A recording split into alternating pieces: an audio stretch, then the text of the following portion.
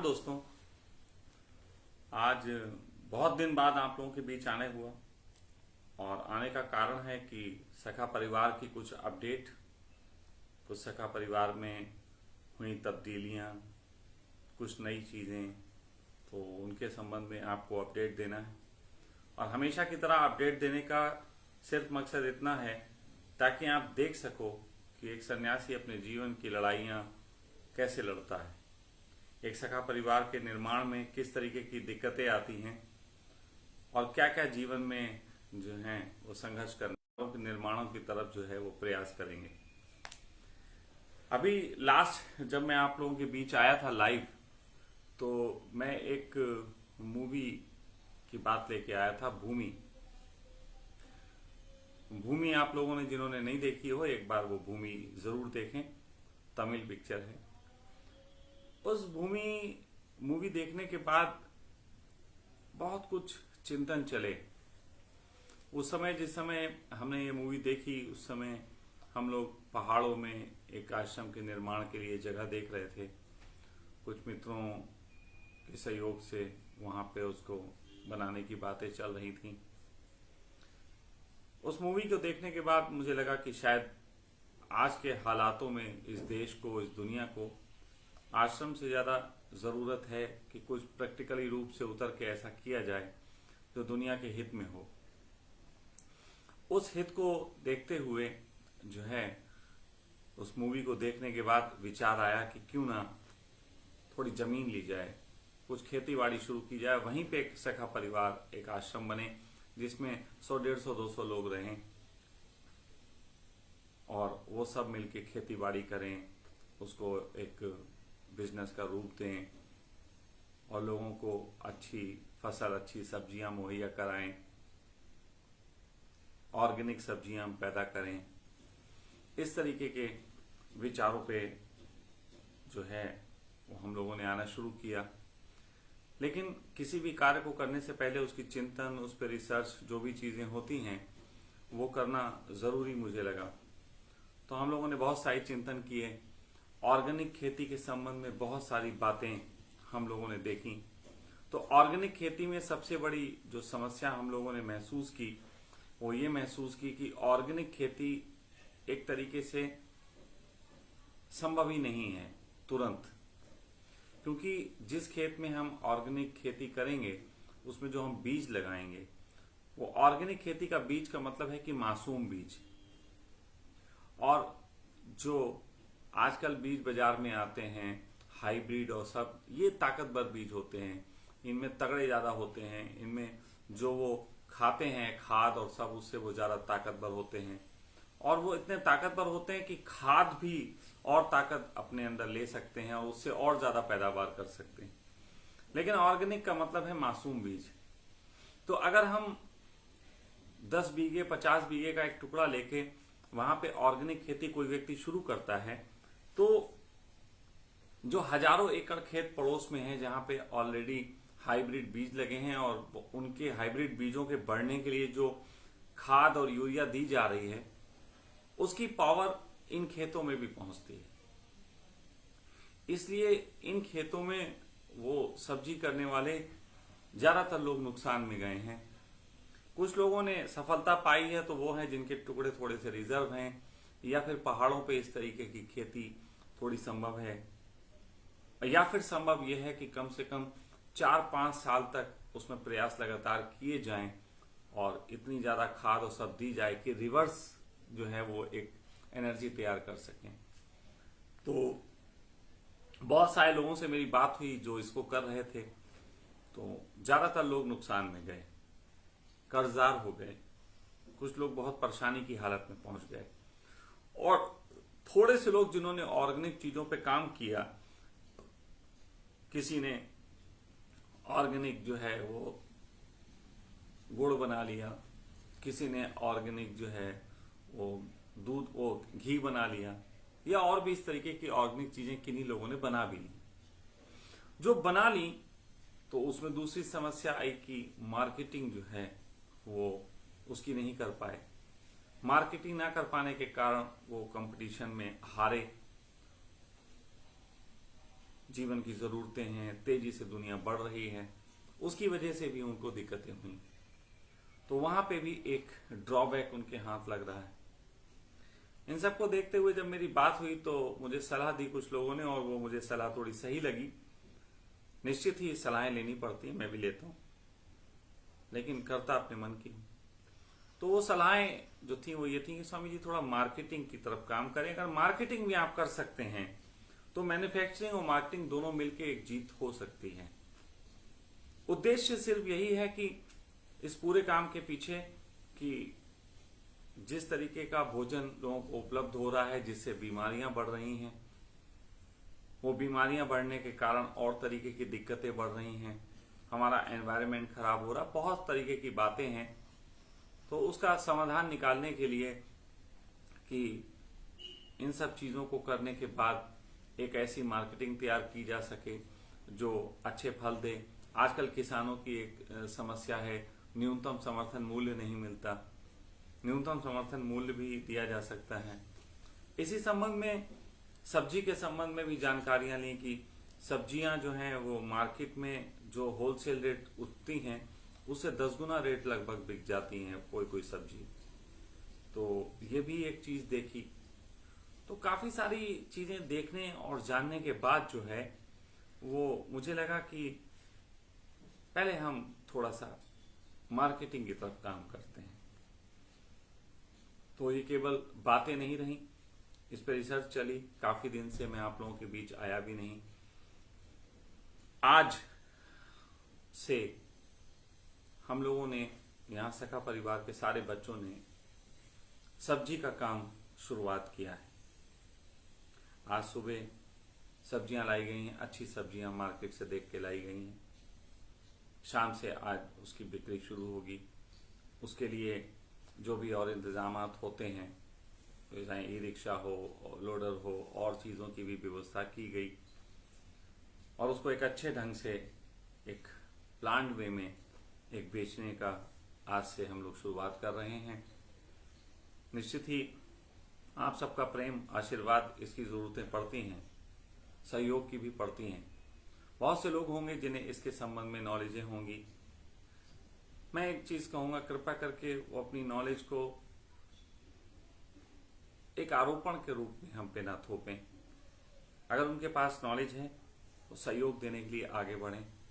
अगर उन्हें लगता है ये काम जगत हित में या सन्यासियों के हित में या सखा परिवार के हित में या छोटे से भी एक हिस्से के हित में अगर है और इस हित में वो भी अपना सहयोग करना चाहते हैं, वो सहयोग कई प्रकार से हो सकते हैं, जैसे भी वो करना चाहें करें। मैं चाहता हूं कि इस काम को जब हमने करने की बात कही थी तो बहुत लोगों ने हमारा साथ छोड़ा, बहुत लोगों ने हमें गलत भी कहा, बहुत लोगों ने ये भी कहा कि अच्छा खासा तुम यार चल रहे थे, अब भटक रहे हो। लेकिन मुझे याद आता है एक दौर 2009 का, जब मैंने अपने शहर में एक इलेक्शन लड़वाया था, एमपी का इलेक्शन, और उसको मुद्दा था कि प्रेम को जो अच्छा मानते हैं वो वोट दें, प्रेम के समर्थन में, प्रेम के पक्ष में बोलने वाले वोट दें। तो उस समय मेरे संघ के बहुत साथी थे, सन्यासी मित्र थे, और भी लोग थे जिनमें जो समाज में जिनकी अच्छी पकड़ थी और वो मुझे भी मानते थे। लेकिन जब मैंने ये मुद्दा उठाया तो वो सारे लोग एकदम बिदक गए कि आप ये क्या कर रहे हो, इससे बड़ी बदनामियां होंगी, इससे समाज में नुकसान होगा, आपकी छवि खराब होगी, आपके संग हमारी छवि भी खराब होगी। तमाम तरीके की बातें आईं। लेकिन मैंने उस समय उस जिद में उस इलेक्शन को लड़ा। उस समय हमारे पास पैसे भी नहीं थे, बहुत कम पैसे थे, 20,000 रुपये लगभग थे। मात्र 20,000 रुपये में एमपी का इलेक्शन लड़ा और 8,000 वोट उसमें हमने मिले। 8,000 वोट देखने के बाद हमारे जो बाकी मित्र थे उन्होंने कहा कि यार उम्मीद नहीं थी इतनी। उम्मीद से बहुत ज्यादा तुम वोट ले गए। उम्मीद तो ये थी 200-400 वोट मिल जाएंगे तो बड़ी बात है।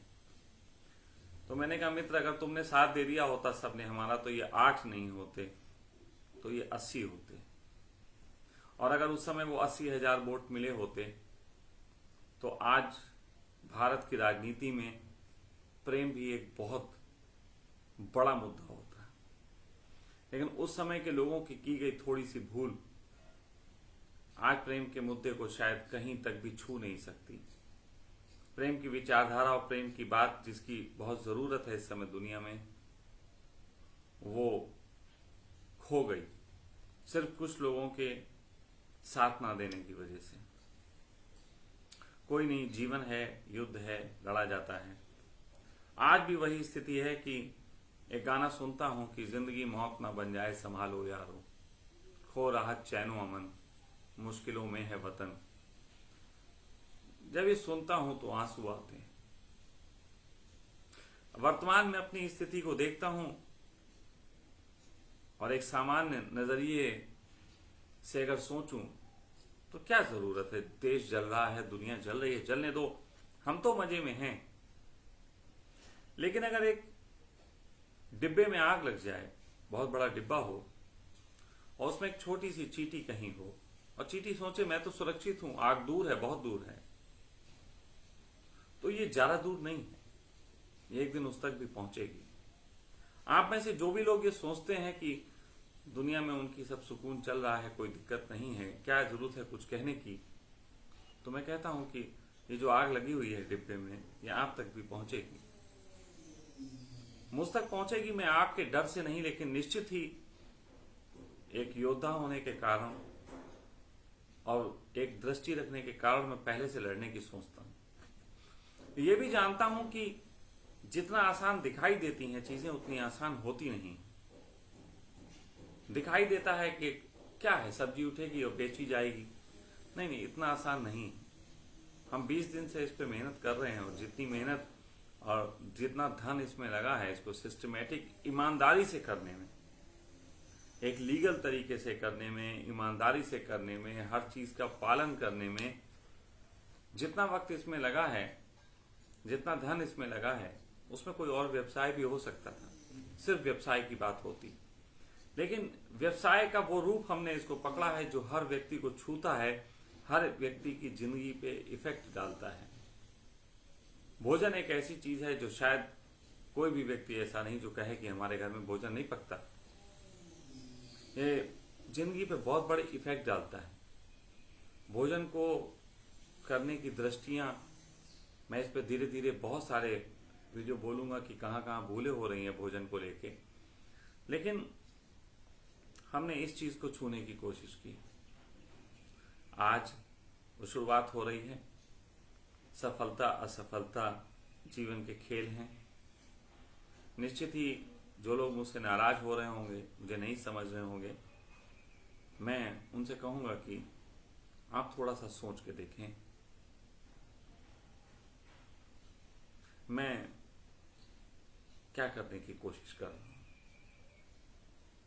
दूसरा, कुछ मित्रों के अंदर ये हो रहा होगा कि अगर सफलता पाली तो हम भी साथ में आ जाएंगे।